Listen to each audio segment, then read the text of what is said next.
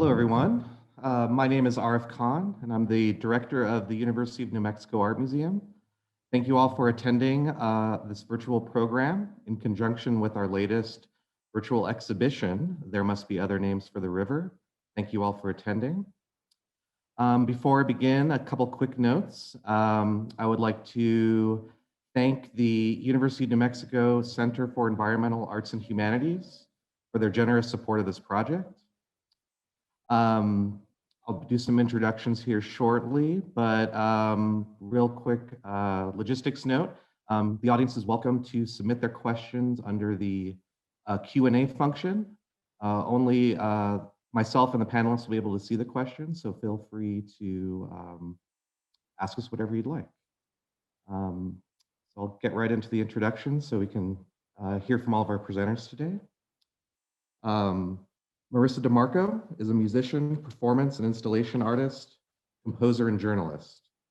She's a longtime news reporter and producer from public radio, spending much of her career focused on criminal legal reform and public health. She is a Masters of Fine Arts candidate at UNM's Experimental Art and Technology program. Hello, Marisa. Dylan McLaughlin is a sound and video artist, storyteller, and educator who is born of the Dene people. He has received his Bachelor's of Fine Arts in New Media Art from the Institute of American Indian Arts and is currently completing his Master's of Fine Arts in the Art and Ecology program at UNM.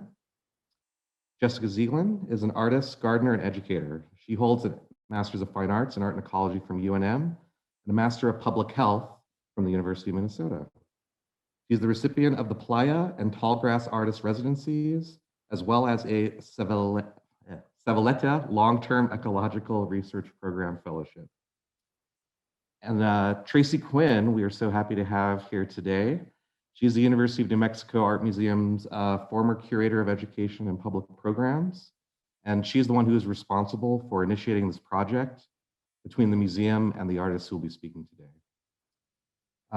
Before we get into the questions though, I do, if you've had a chance to view the website project, you'll know that music and the singers are also very important collaborators and participants in this. And I would like to acknowledge all of those who contributed. Monica DeMarco, Ryan Dennison, Antonia Montoya, Maura Woody, Kenneth Cornell, and Maria Aaron Jones. Thank you, everybody. All right, Dylan, I don't know if you want to get the slideshow going here. So for the audience, the artists have put together a slideshow that we'll just kind of be scrolling through as we're talking. And it'll give you a background into the project, some of the behind the scenes looks, as well as pictures from the live performances that this project inspired. So let's get going here. This question is for all of the artists. What was the impetus for this project and for the three of you to collaborate together?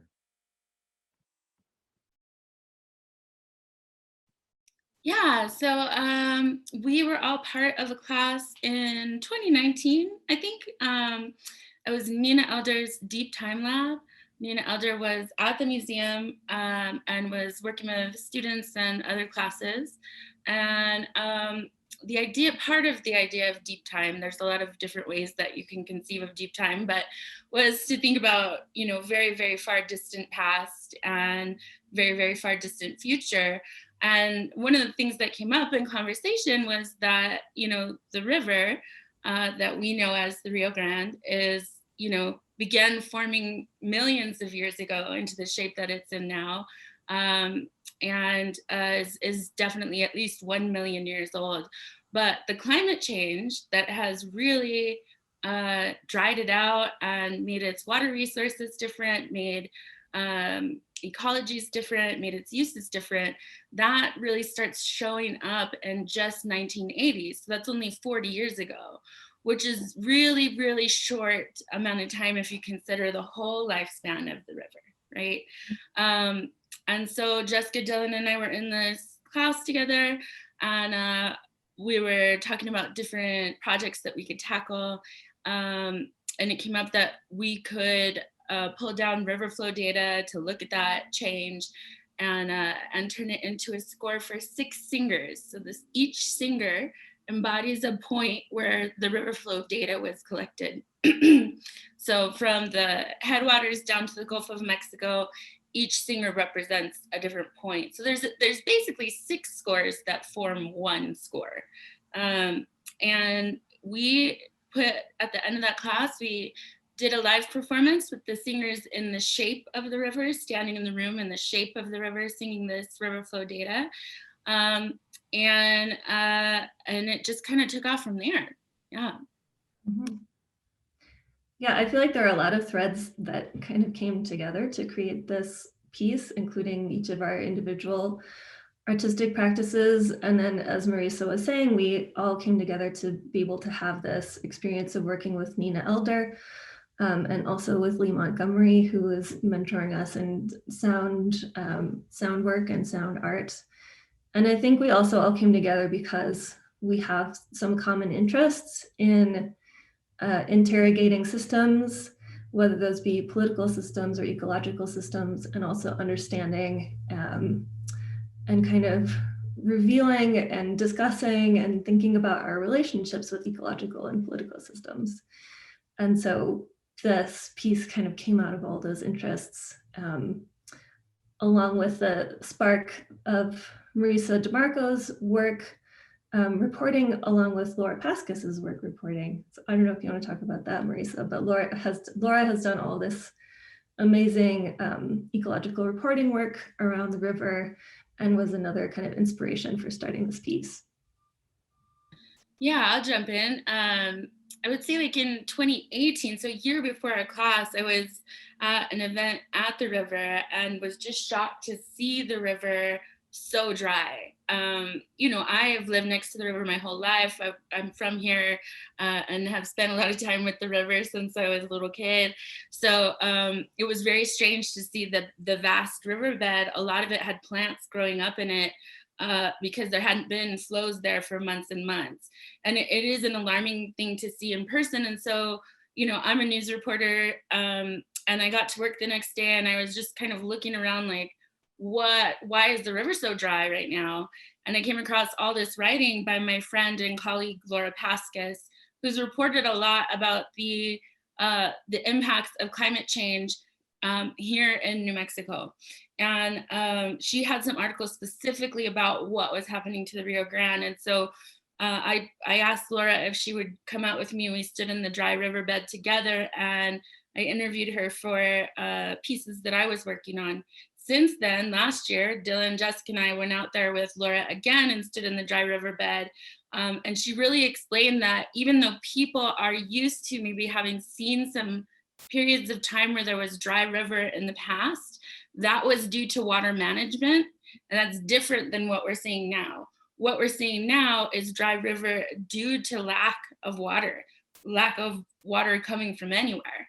So we're really starting to see that climate change impact now in the last couple of years. And you can find a video of her talking about that also on our website, othernamesfortheriver.com, on the About page. And Dylan created that video.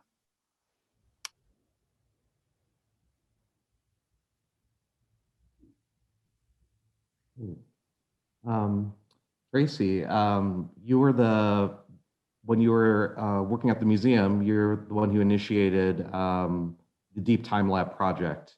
Could you describe what the goals you had for that project? And were students who participated, was one of your goals for them to be creating projects or artworks in conjunction with that? Thank you. Yeah, so the Deep Time Lab concept was inspired by a few things.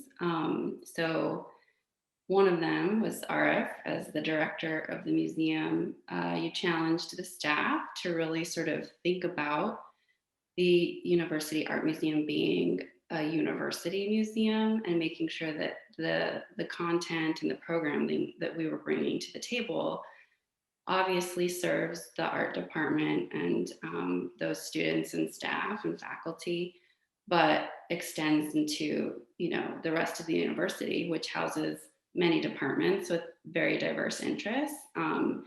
So that was a really good challenge, and it was really fun to sort of think about how an art museum can do that.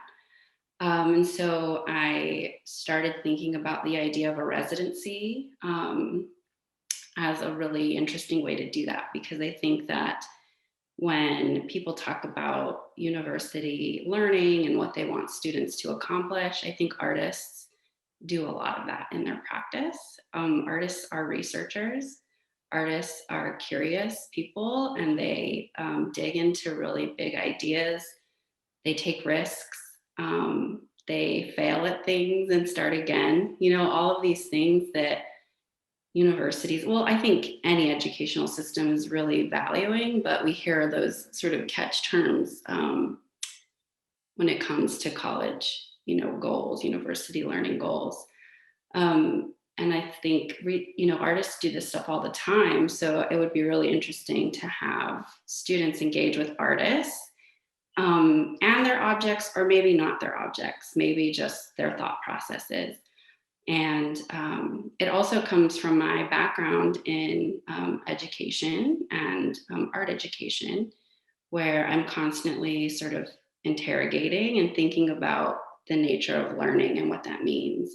And a lot of museum learning, and this is my perspective, is very passive. It's very sort of one direction. The museum tends to sort of dominate the content and the way that it's presented. And I think that for me, it's much more interesting when those dynamics change and your audiences are driving the content and really sort of building upon maybe an idea, but we're not providing an answer as educators, we're asking interesting questions. And so I felt like a residency would be perfect for that. And Nina, when I approached her with this idea, was so enthusiastic. And she was very, it was incredible, just the amount of energy she brought to the first residency. And I really wanted students to create work, and I wanted them to take risks with the artists. I wanted them to ask really interesting questions and to drive the content of what deep time is, right? And so this project was one of like hundreds that were presented in that gallery. It was a project space, and I had to sort of define it that way because it didn't look like a normal gallery. It was very chaotic, and there were things sort of pinned with thumbtacks, and it didn't feel like a traditional exhibition because it wasn't. And so that's where the idea for this Deep Time Lab, Deep Time Lab came from Nina. I really was just like, hey, would you be interested in engaging with university students in this way? Because the way that she thinks was incredible. And going to her studio, I was just like, I want this studio in the museum. Like, how can we recreate this? So yeah, the goal was to have students making things and defining deep time. And the museum was sort of just like the space that it was a part of. Yeah, Tracy, that was getting ready for this talk, especially after the past year. It was a lot of wonderful memories, having that gallery filled with people, classes coming in and out, and maybe remember, I think this is right on my stats, but during that year or semester when that was happening, when we were compiling our attendance for the end of the year, we saw almost a 70% increase in student visitation to the museum. And I think one of the big reasons for that was Deep Time Lab and this, I think, process of bringing students into the museum.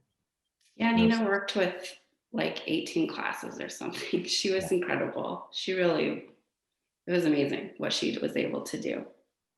And that's something too, like really getting the art museum to think about curriculum. So Nina collaborated with each faculty member in a unique way. There was no sort of preset, like these are the ideas we're going to talk about. They talked about deep time in so many different ways, and it was all based on the way that Nina collaborated with each faculty member to create something a little like very specific to their course, but still exploring the idea of deep time.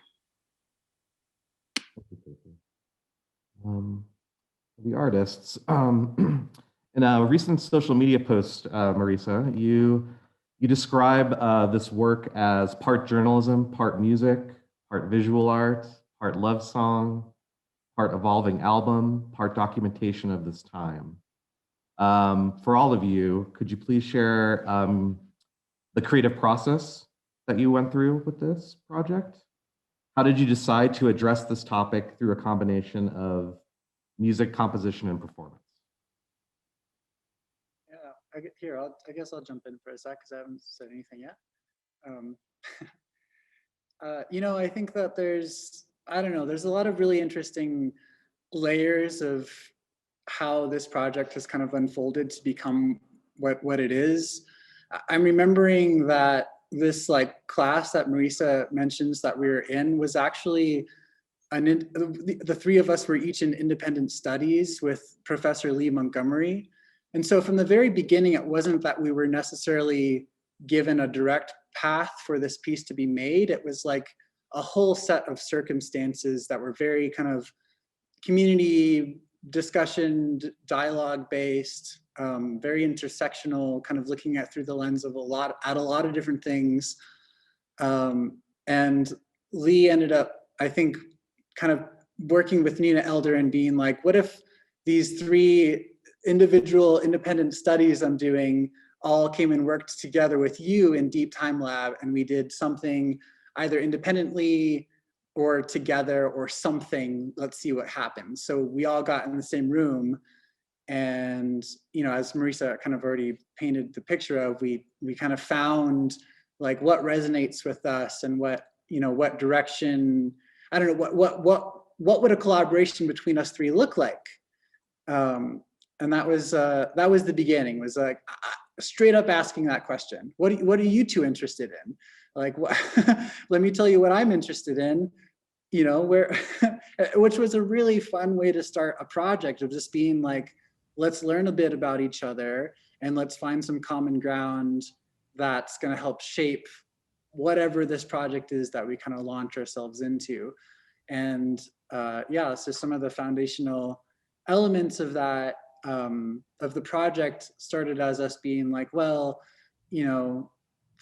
I think thematically, I don't remember exactly what these conversations looked like exactly a couple years ago, but I think what we can see is like some of the foundational themes to this project are kind of simply like meditations on taking these kind of like very objective data sets and making them more accessible, or kind of looking at the intersections of art and science, or looking at the relationship between like the way that we live within Albuquerque and the way that we relate to the ecosystems that we live among. So it was a lot of finding connections between things, a lot of like dialogue between things. I'm speaking kind of a little bit like more abstractly here about how it all came together, because maybe one of the other two can also jump in and talk more kind of technically about how we did this. It was a lot of, I don't know, it was, for me, it was really kind of always a space of like finding, how are things related? How are things connected? How can things be translated to other things?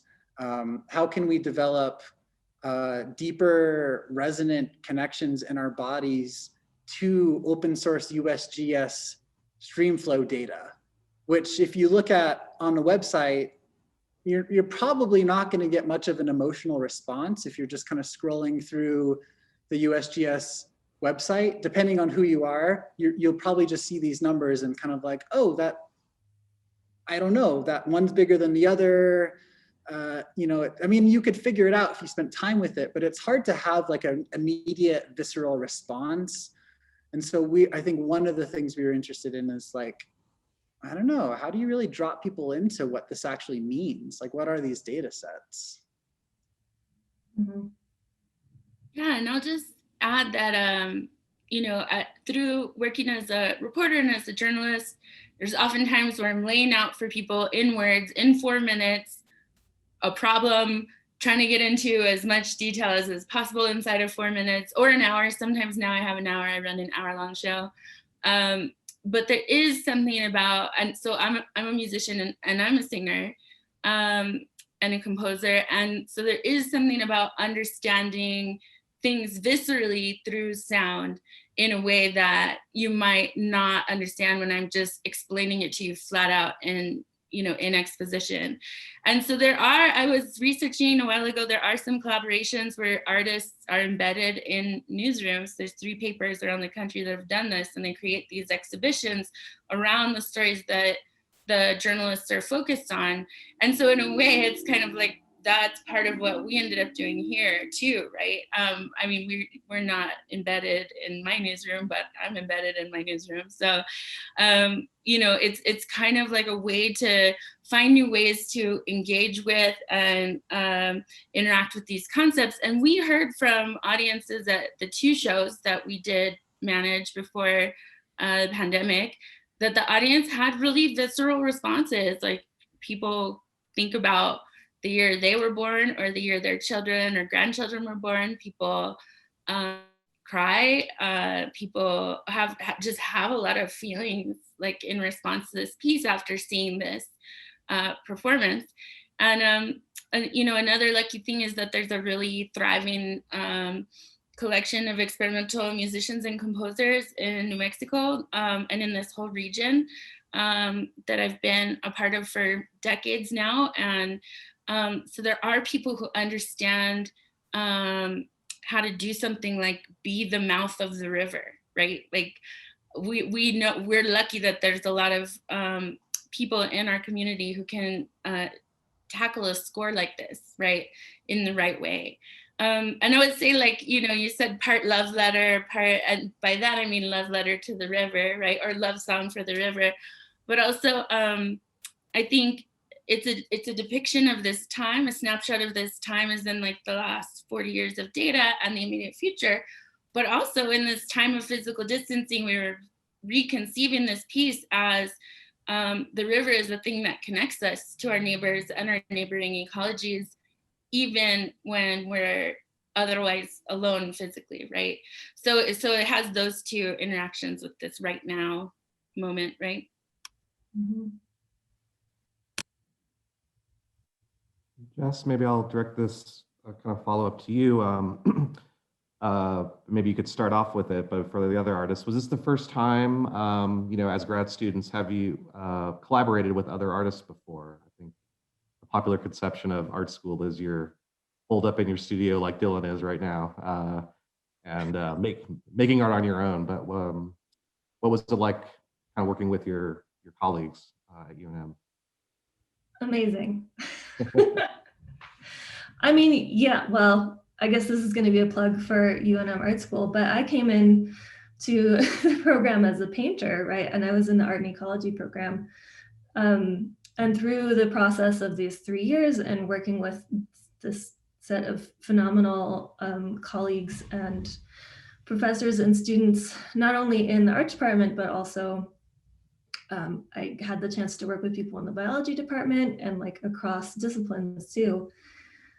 The opportunities for collaboration are there and the openness for collaboration is there. And for me, it's one of the most exciting parts of making art is, and I think this project is very emblematic of that we all came with our individual interests. So, like, Dylan has this interest in visual scores. I was interested in field recordings. Marisa has this amazing sound and performance background.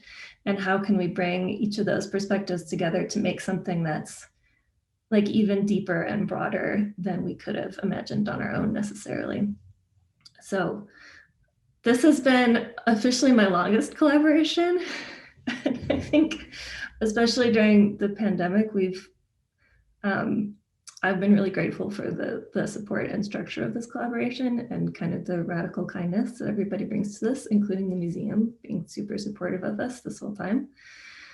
But I'm really grateful to have this process. And I think also as we talk about collaboration, we're talking about not just us as artists or composers or whatever label you want to use for us, but within the score and the performance and this digital exhibition itself, we've been continually kind of pursuing this idea of collaboration and improvisation, and how can we bring all these multiple talents of so many wonderful people together into a space that explores these relationships with the river and with each other. Right.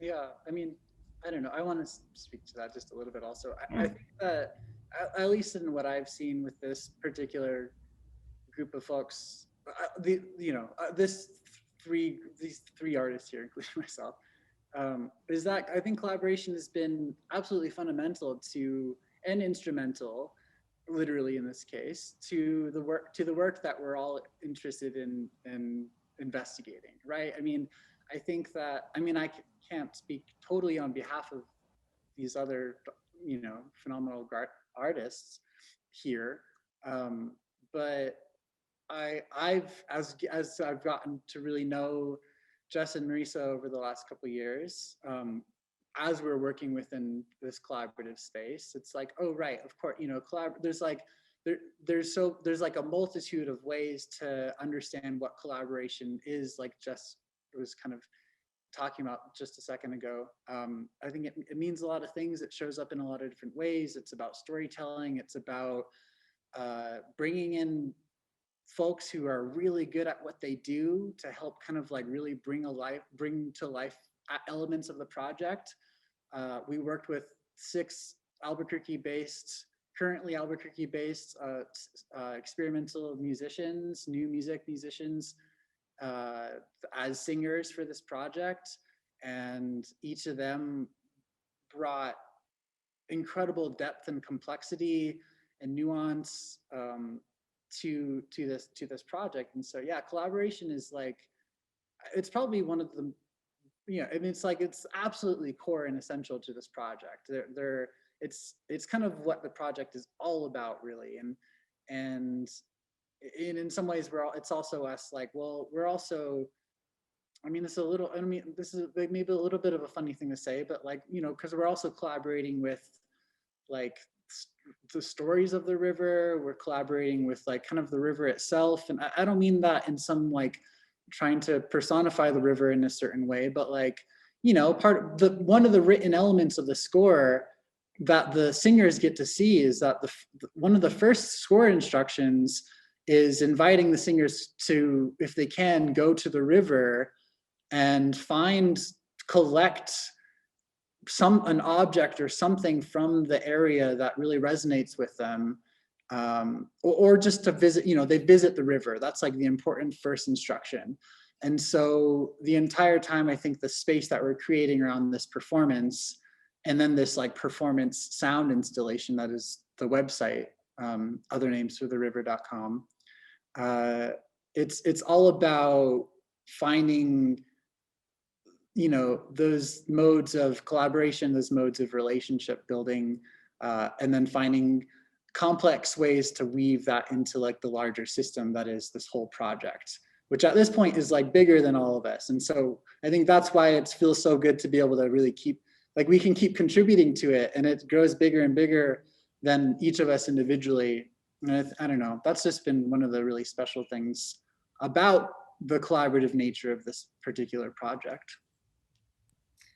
For me, Arif, you asked if it was our first time, and I've been an artist and a musician for more than 20 years before I went to grad school, and I spent that whole time collaborating, starting crews, starting performance art troupes, working into festivals, touring with 13 other musicians from New Mexico overseas, and just being part of community. And that process, like, I was heavily engaged in that whole time.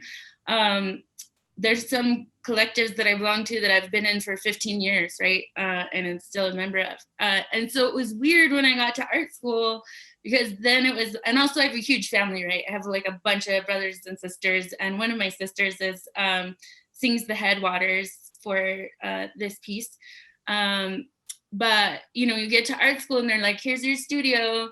And I went in my studio and it was like so quiet, and I'm used to like making work in a space where there's a lot of chaos, or like right in the kitchen and someone needs to get around you to get to the fridge, or like it's usually like very active and busy around me when I'm making stuff, or I'm making it with a lot of other people.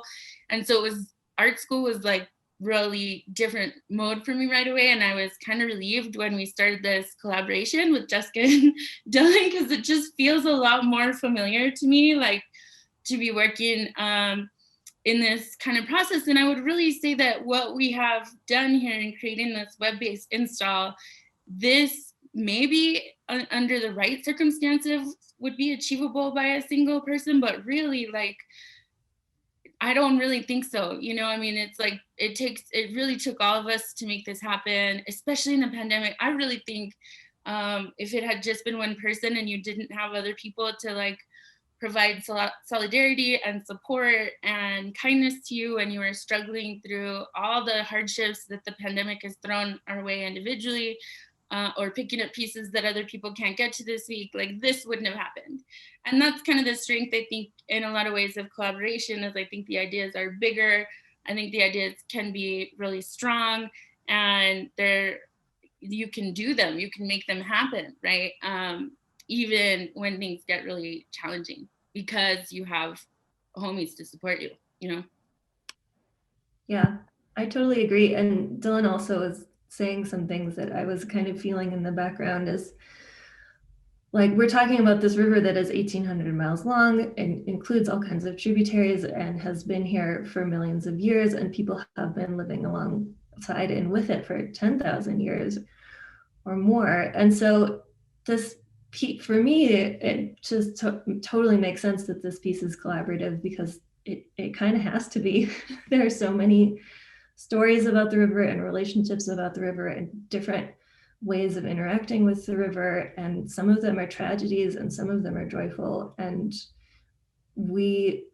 I think want this to be a container to try to hold as many of those as we can, and to try to share as many of those experiences as we can.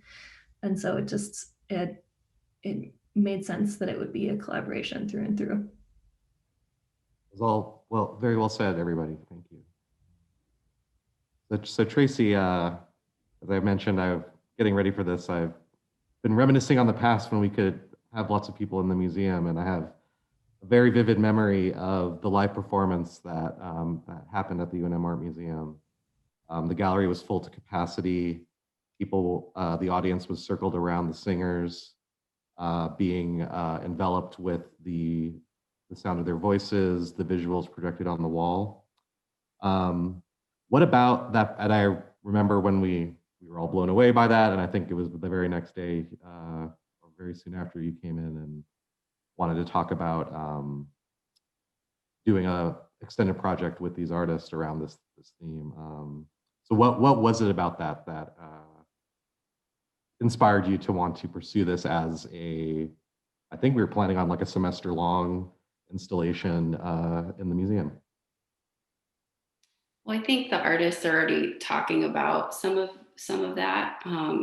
For me, I had a very personal and emotional response to the piece, and I really didn't know what to expect, and that was intentional. Like I heard, like I would hear some of the ideas that the artists and Nina were talking about. I didn't go to the practice. That was really intentional, because I wanted the first time that I experienced this piece to be, its sort of debut to the world.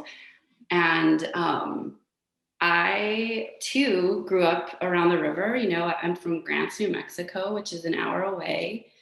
And I experienced the river growing up. And it's interesting that, I didn't realize this, and that 1980 is when sort of the effects become sort of more visible and recognizable. And that's the year I was born, right? And so I was emotional personally, and I was just like sitting there and going through like so many emotions, like having like nostalgia and like remembering these really like wonderful moments with the river, and then feeling mournful, you know, I was sort of mourning as the music progressed, and the timeline was changing, and I was really understanding what was happening. And the idea that you're taking these data points, which are very, for someone who doesn't read data, it is like Dylan was saying, it's like that has no emotional impact for me, but this performance really did. And there's so much potential when art makes people feel that way. So that's the personal, you know, sort of reason. And then as an educator, and again, sort of with the idea that the content we should be providing should really be broad in terms of who could access the art piece. And this is everything. Like, it was everything. I imagine it's emotional, it's really smart, it's so tied to the community and the state, and it's everything that I imagine an art project to be when you're thinking about education and who could access this. You know, I think pre-K through college, anyone, I think, can take this material and use it in a classroom or as a way to engage with really important ideas. So it was kind of, to me, it was like, I really want people to spend more time with this, because the one performance was so good and it was so physical, right? The sound was really, it physically sort of impacted me, and I wanted people to experience that more than who was in the room that night. I mean, it was packed, but I was like, can you imagine if this was a physical installation and someone could return, or we could have entire classes in here talking about all of these ideas. And I really didn't know, one, Arif, we had never worked with students in this way before, so I wasn't sure. You know, when I went to you and I was like, I really think this needs more time. It's such an incredible project. And you were very like, yeah, let's do this. I didn't know if the artists would be interested in a physical, you know, because I don't know. Like, I don't know, in my mind, I was like, well, what if their goal was really just this performance? And that's totally fine. So I was really so happy when they were like interested in doing something more long-term. And we were really just getting started with, I think the week before everything shut down, the test speakers came in, I think, and then the pandemic hit. So we were just sort of getting started, and the ideas that you all were thinking about in terms of the installation were really exciting. And the museum was learning a lot, you know, because we were like, I don't know, we've never done this in this space before. Can we hang 6 speakers? Like, what does that sound like in this space? Or like, you know, so it was a learning experience for everyone. I still think a physical version would be incredible, but this website is so beautiful. Like what you all did with this installation, and it has so much potential. So yeah, it's such a beautiful, beautiful thing that you all created. And that kind of is a segue into, yeah, it's been a little over a year since the museum in UNM closed down due to the pandemic. You know, I remember, as with everything, March, April, we were kind of figuring out how long this was going to last. But I think we discovered maybe in May or June of last year that this was going to have long-term impacts on the museum's ability to welcome visitors and to have exhibitions and do normal museum things. And I think in that conversation, we talked about one, like canceling, right? Can we even do this? But then I was strongly in favor of the museum had made a commitment to you all, and we wanted to keep moving forward. And the virtual realm came up, doing something online. So maybe if you could share with us all those discussions when that was a possibility, and how you all decided to kind of embrace and go in that direction. and maybe the differences between what you're planning in the museum versus what ended up on the website. Yeah, so it's kind of good that you're on this slide, because what we had been planning for the museum was to visit those 6 points along the river. One of the things that, since I grew up in this location next to the river, I've mostly seen it look like this, right? Like the way that we understand it. As we were generating the score, we were looking at different parts of the river, photos of what it's like in those different regions, and just thinking about how radically different the river is as it exists in so many different places. And so we wanted to go to those locations, right?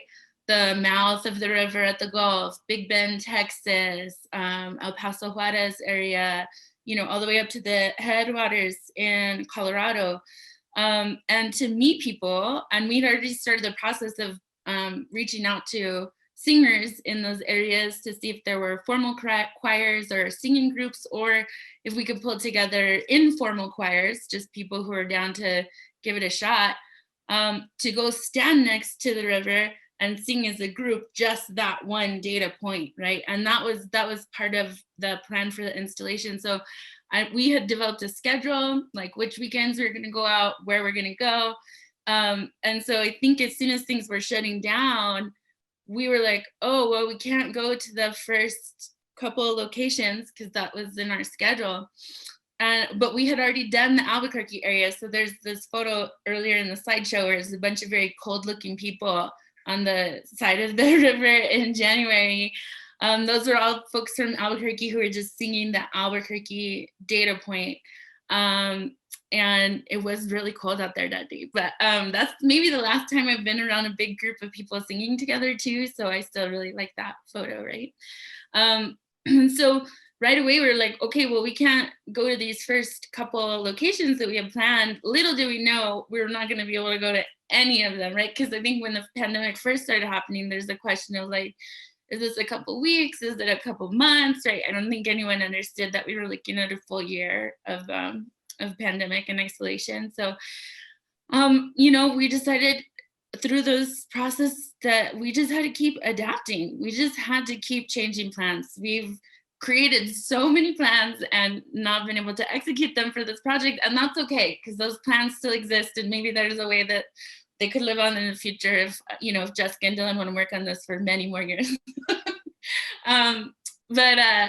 Yeah, you know, just what are we going to do? How do we make this connective in this time? And so part of it is, you know, through this web-based installation, we're also able to ask people to contribute their own audio to the piece. So this web install is going to pick up voices over the course of the year as this installation exists. We already have like 7 or 8 really beautiful contributions from musicians and artists on this page called Tributaries. Yeah.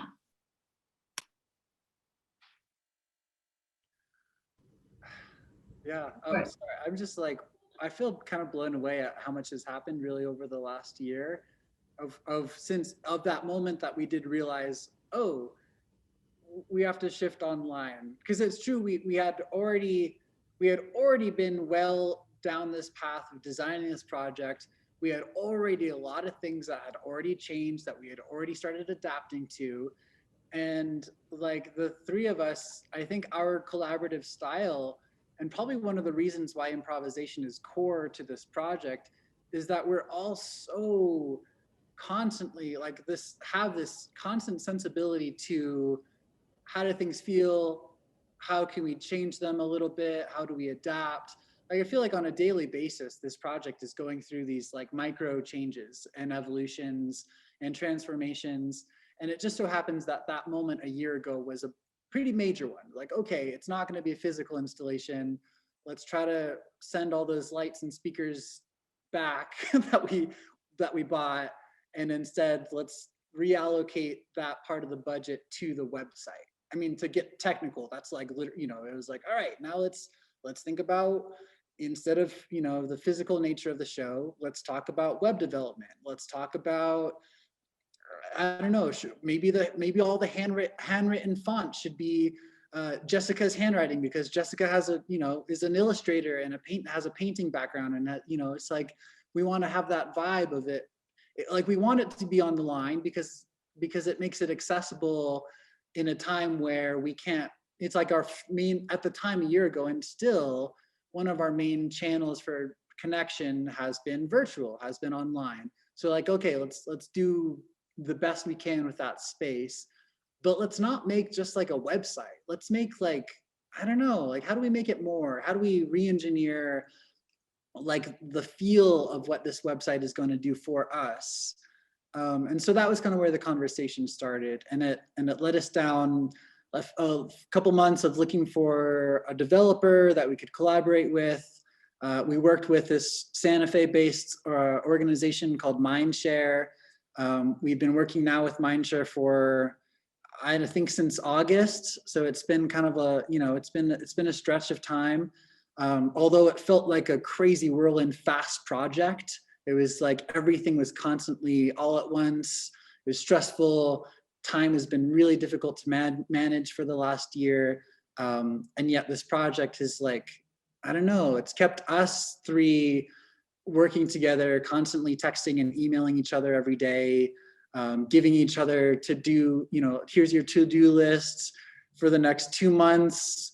Be gentle, but get as much as you can done, because we, without it, our project doesn't exist. Yeah, it was a big deal to shift online, but I think at the core, it was constantly us being like, how do we just keep it generative? How do we keep it intuitively growing? And how do we keep it as accessible as possible to everyone that is willing and wanting to be able to connect to the project? Yeah, well said. I think just to jump in on that a little bit more, one of the things that was most emotionally challenging for me was that, as Marisa was describing, we had this plan to travel, all up and down the river, and to meet with people there and communities there, and to kind of gather with these choirs and to literally share breath, like through voice and through song. And then all of a sudden, the sharing of breath was dangerous and scary. And so what, for me, that was a setback to think like, okay, well, what do we do now? How do we maintain kind of the spirit or the essence of this project without this physical connection? And we had such a beautiful experience with all of the amazing folks who came out to do our first Albuquerque choir, and kind of all tuning up together and being part of this exercise and listening and sharing breath. So I think what it wound up turning into was that instead of sharing breath, we're sharing voice. And so we're making this kind of envelope where voice is shared and sound is shared, and we're still having this shared experience, but just through a different medium, right? So I just wanted to add that. And I just want to jump in and say too that, yeah, like because I work in radio news, I know that the power of hearing voice when you're in isolation is really good for people right now. We hear from listeners all the time about how they go through lonely times, but they turn on their radios and listen to the programming on the radio station as a means of coping with that, right? So there is something really connective about hearing other people speak and sing and breathe, right? Even if that's not like something that you can do in person, right? And so that's part of the tributaries thing too, is like just going through and listening to those tracks, you can like hear somebody standing next to the river telling you a story about the river, what they're thinking about in that moment. It could be, there's also musical contributions, but it really can be any kind of contribution to that portion of it. And there's something connective in that too. Thanks, Marisa, and everybody. Speaking of audience contributions, if anyone has questions for anyone on the panel, please put in the Q&A. We'll be doing a few questions at the end, so feel free to chime in. Marisa, I was going to talk about the community section a little bit later, but maybe we can just kind of jump into that. What are your all's goals with that? I know that was, you know, kind of an adjustment to your original plan, but you know, now that the project's launched, maybe you've had time to take a little bit of a break. As this website exists over the, you know, it could theoretically go on for years if we wanted to. What do you all see with that contribution? And if you want to maybe explain to the audience how they could contribute as well through it.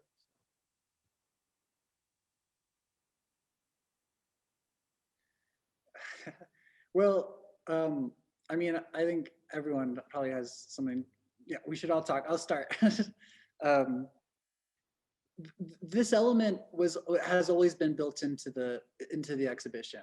We always had a component that was like we were going to visit all, as Marisa explained. We had these these choirs that we were starting to network with, that we were going to go and visit along the river, these 6 chosen sites for these 6 data sets that we've compiled for the scores.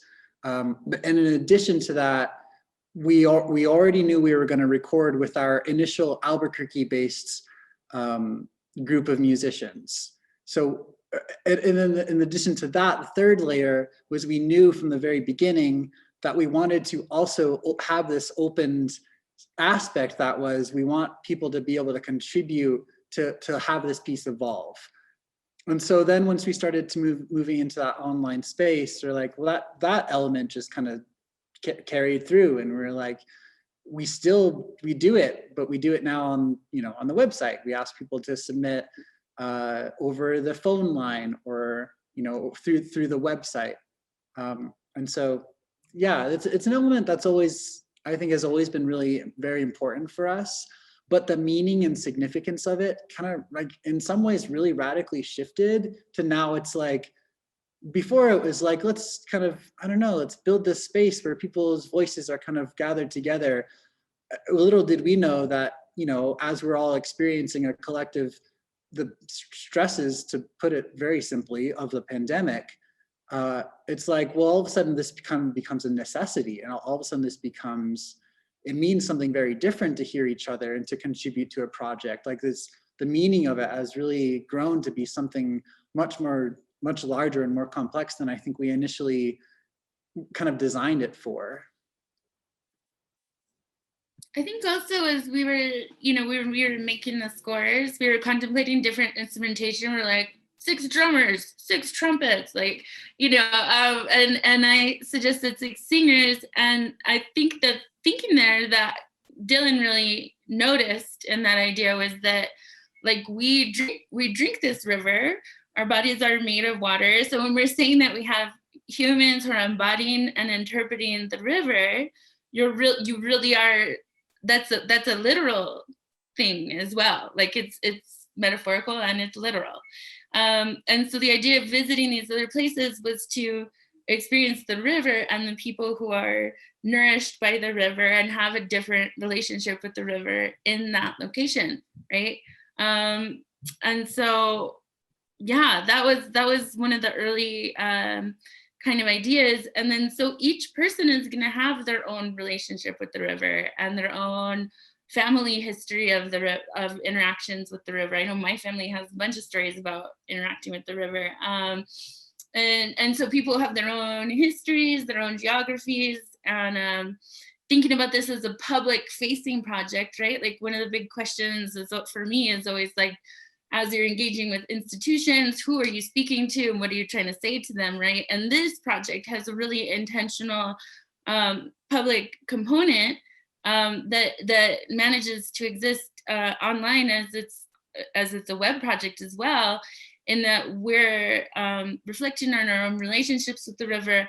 We're also trying to draw attention to the struggles of the river and the kinds of questions that we need to be asking of industry, of regulators, of elected officials, as this river is in crisis now, right? So those were all things that we were thinking about as we were thinking about going and traveling to these different locations to meet people and observe what's happening to the river in those places as well. Yeah, and I think too that Marisa's idea back in the day that it'd be singers really carried through in a beautiful way, because one of the things that's an advantage to this kind of musicality, right, is that anybody can participate in it at any time. You don't need any special equipment, or most people can participate in it, I should say. Usually you don't need any special equipment. You don't have to be a good singer. We don't need you to be a good singer to sing the score, right? Like, we want to hear you no matter who you are.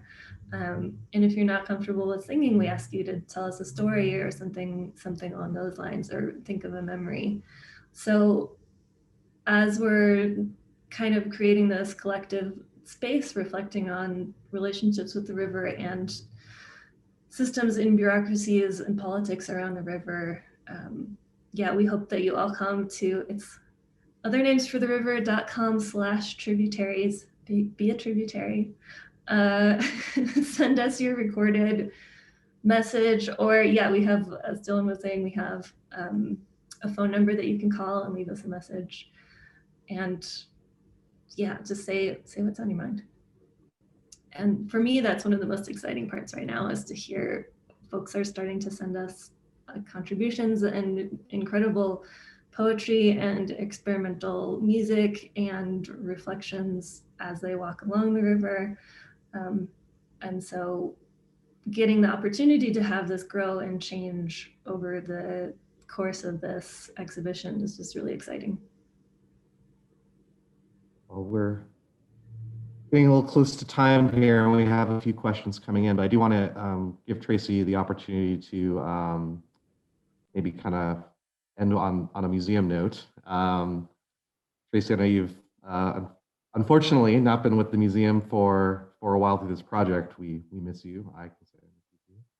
And but I'm sure you've seen, and all of us have seen, museums around the world having to rethink how they engage their audiences. And I don't know if this, when you witnessed the final project of this, did this as an art educator, I don't know, how would you look at this kind of coming into it, not through the development process, but at the end, or museums, virtual initiatives in general? Well, I think, the pandemic has had all of us sort of rethinking how we communicate, how we teach, how we interact. And some of the things that we've learned, and this is my opinion, are things that I think we can carry after the pandemic is done, because they are really valuable.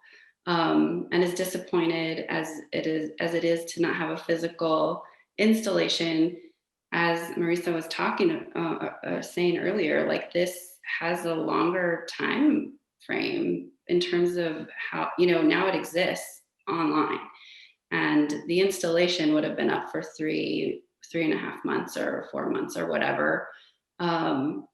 This is a link you can send to educators, to anyone who you're like, please. I can imagine some of the tributaries being entire classrooms, like a class project sort of being added to that. And if I was at the museum, I would be sending this link to K through 12 teachers, please engage with this project, have your students visit the river or whatever, sort of giving them prompts to engage with this.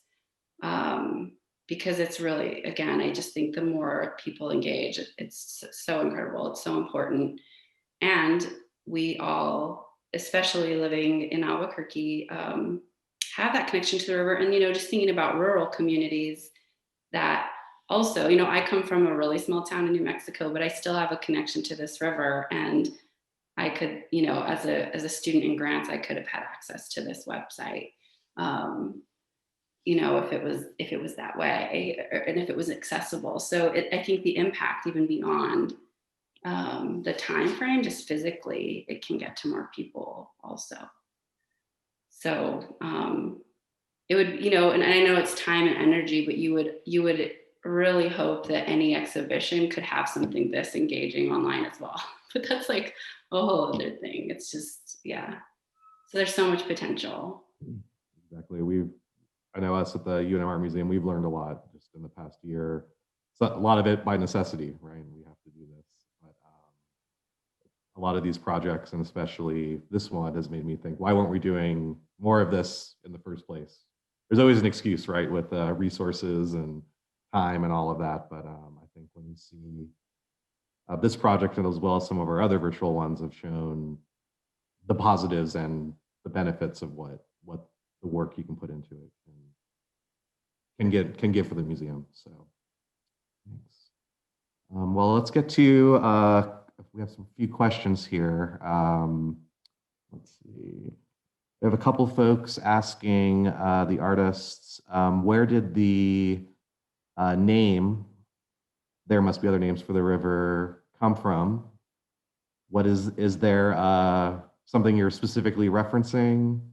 And I guess if there was a thought process in how you ended up with the title. Yeah, so we were literally sitting together trying to think of names for the piece. And we were looking up like other things that the river's been called, right? Because we know it. I've always known it as the Rio Grande, but it's existed for so long. Of course, it's had different names by different people at different times. So we were looking up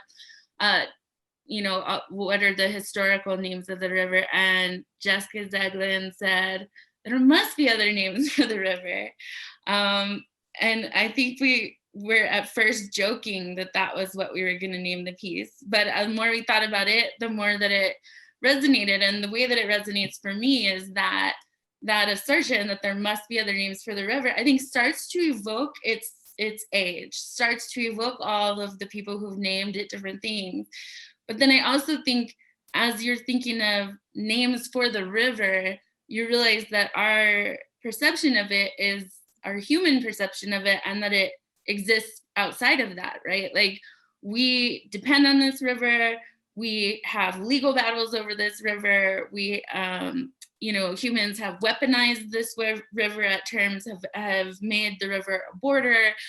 We've done all these things with this body of water, and it exists outside of all of that, right? Like, it's been here for a million years. And so I think that the name for me brings in both of those concepts. I know there are other concepts that Jessica and Dylan can speak with, but it was kind of like the more we conversed about that set of words, there must be other names for the river, the more it really did seem like not a joke, like that was actually the right thing to call this piece. Yeah, I don't know. I was going to add to it, but only because I'm excited. I don't actually have any. Go for it, Dylan. Yeah. I don't know. It's just, I just want to share that sentiment. I think it's, well, for me, it's like, it's such a like beautiful connecting point, at least for me personally, to the project, to kind of imagine like, there was a moment where we're like, okay, so what are these other names for the river? Like, there I don't know how, there are lots of languages spoken along the 1,800 miles that the river flows, and all the communities that had access to the river, which extend beyond that immediate 1,800 mile stretch. That's a lot of communities, current communities, and the current language groups that this river flows through. And that alone is a really beautiful thought. It's like, wow, that's really exciting. Each of those, and language is really powerful. What we name things changes our kind of conceptual understanding and relationship to what that, in this case, this river, what it means to people or how it's interacted with. And so, yeah, so a name for a thing is really important. And then the prompt for this piece, there must be other names for the river, is like, there must be other names for the river in the past, like Marisa was saying. There must be other names for the river into the future. But also, I don't know, the fact that it's called the Rio Grande is also quite interesting when, I mean, this is a really sad point, but like the photo we're looking at right now is like, this is a little river. If someone went and named that river today, you probably would call it something like Little River or something, unfortunately. I know that's a heartbreaking side of it, but anyway, I think the name there's a lot of complexity in that title. Yeah, I agree with what Dylan and Marisa just said, and also to add that I think as Marisa was talking about one of the things that we're also interested in examining in the piece is the river as a set of interlocking ecosystems, as well as the river as a set of interlocking political systems and the way that we interact with it. So the name kind of as a shorthand for how we interact with the river. And then the idea that there must be other names, like must is an imperative, right? How can we maintain this river not as the little river, but still as the big river and the wild river, and all these many names that it has been called and is called?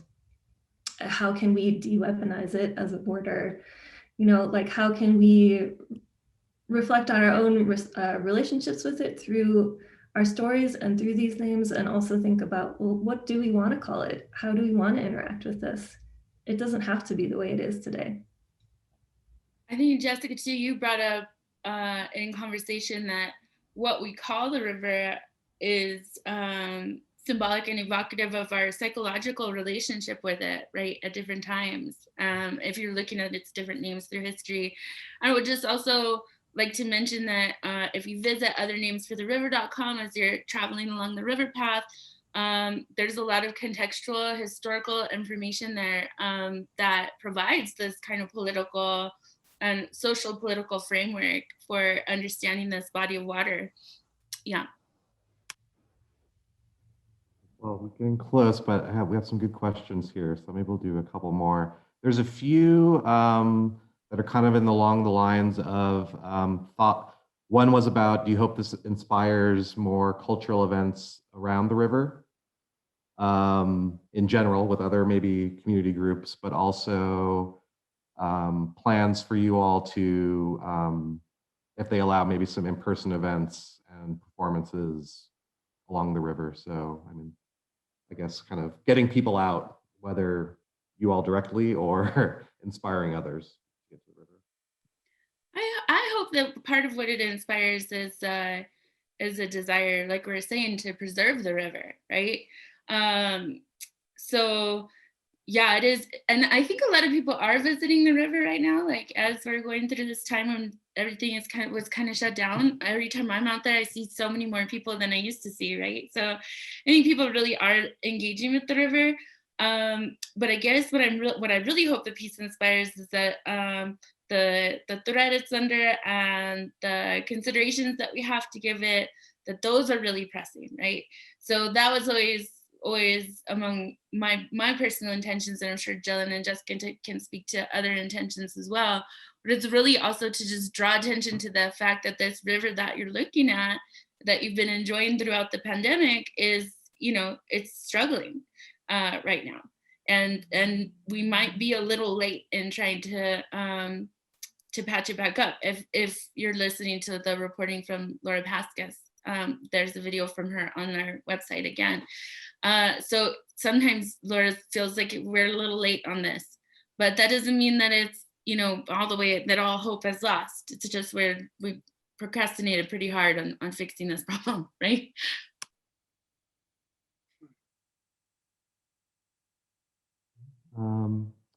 We do have, maybe we'll wrap up with this question. Great response. Thank you for this beautiful project and sharing your insight into your collaborative process. As a person who comes from a city with 3 rivers, this resonates deeply. My question is if you are open to people participating from other river cities. I would love to share this project with people back home, your distant tributaries.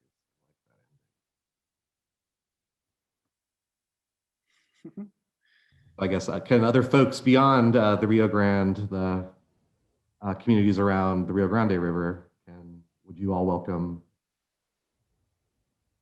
others to come on in and talk about their communities? Yes. Yeah, I don't know. Absolutely. I mean, we've talked about, can this kind of framework approach also be used right in different river communities and different ecosystems? And I think there are ways to adapt it, or, you know, make your own sound piece or make your own community piece. Like, yes, do all the things, make all the art, do all the activism. Let us know how we can help. I guess that's my answer is yes.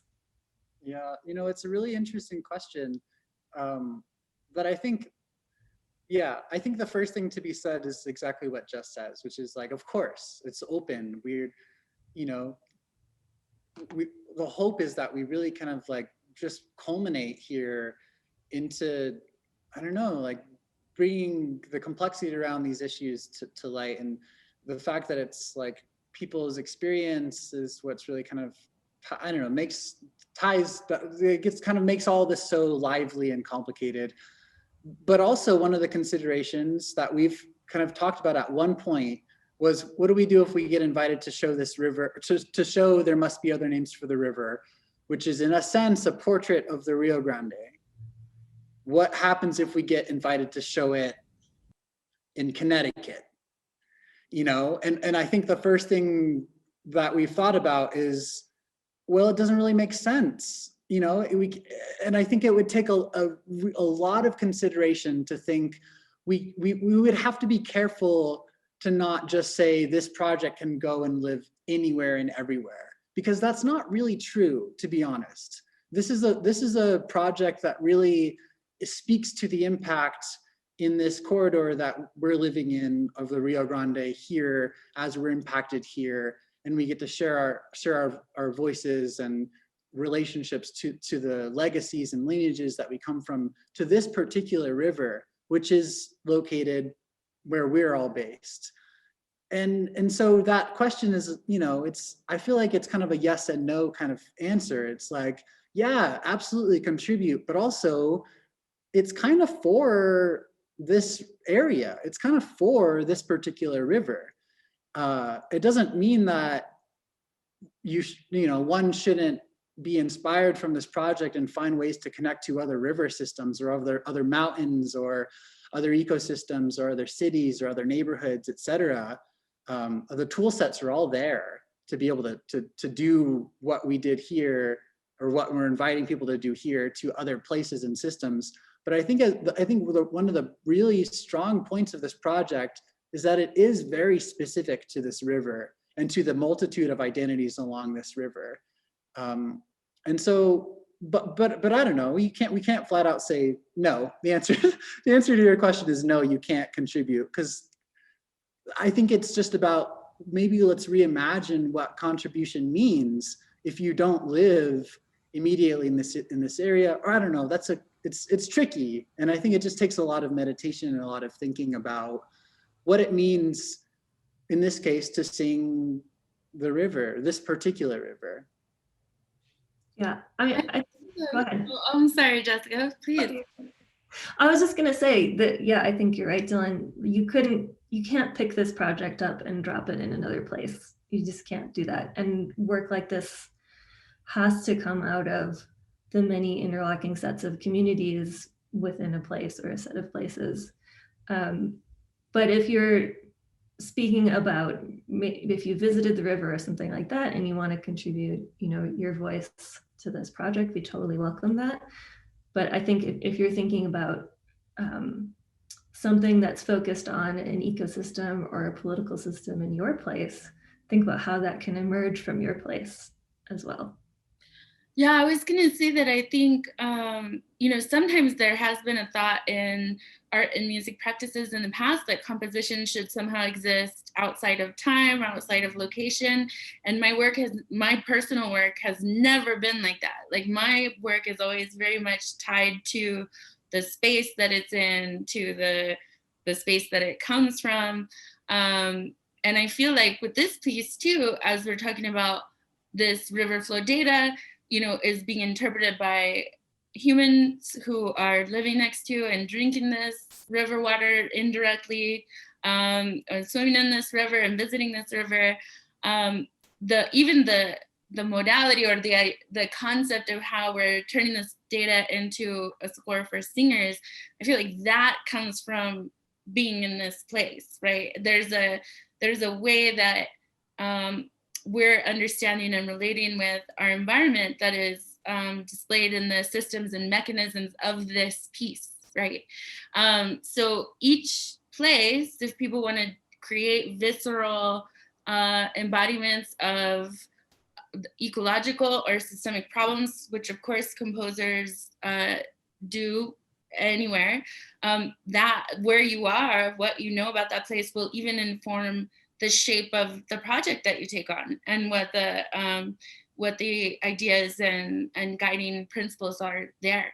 So I like locational work. I like work that's tied to time and place. Yeah. Well, thank you all for a great conversation. Thank you everyone who is watching at home, and for your great questions. I'd like to let you all know that we are in the works of doing a couple more programs. We're trying to figure that out, but since you registered for this talk, we have your emails, so you'll definitely hear from us directly, but you can also follow our social media feeds as well to learn more what's happening. I just want to say a couple things as the director of the UNM Art Museum. This is a project I'm really proud for us to present, and I really want to thank Tracy for her time at the museum, created a space where this type of work can happen. And I don't think we would have gotten to this point, Tracy, without you working at the museum. So I really appreciate that, what you've done. Personally, to the artists, we've had a tough year. I always welcomed our Zoom meetings and talking about this project, and it provided, to me personally, a reminder of what the point of my job is. So thank you for that. Thank you for making inspiring work, and I'm so happy that it's out there in the world for people to enjoy. If we can take a second also, Arif, and just say thank you to you. We were talking in a recent meeting between Jessica Zeglin and I that we're really grateful for you being so steady and supportive of this project throughout this process, which I know has just gone through a million different envisionings and re-envisionings, and I mean, it's out of necessity, but it's been a rocky road, and we super appreciate you, Arif, and Tracy, of course. We've said thank you to you a million times, and we'll keep saying it, but really appreciative of you both. Yeah. Yeah, and huge thanks to all the singers and performers and everybody who gathered on that cold January day, and everybody who's going to take the time to give us a phone call and leave us your voice message so that we can share your story. Thank you all thank you to the museum for giving us a platform for this, and thank you all for making it awesome. Our pleasure. You guys are exceptional. Like, I can't, really. It's such an amazing project. And when I first heard about it, just the idea of it was sort of exciting and intriguing to me. And then what you created and all of the collaborators, what you all have created is it's one of the most exciting things I've ever, and when I say I've been a part of it, I was very removed. I really was just like, hey, do you want to do this? I mean, that was really my level of involvement, was like, would you be interested in something? Because it's incredible. So thank everyone for their hard work on it. It's awesome. That's a super important part though, Tracy, is to say, hey, do you want to do this? I feel like that's an essential part of all projects. So. Definitely. Well, everyone, thanks again. We'll be back with future programs. Stay tuned, and many thanks to the artist and to Tracy for being here today. Take care, everybody. Thanks.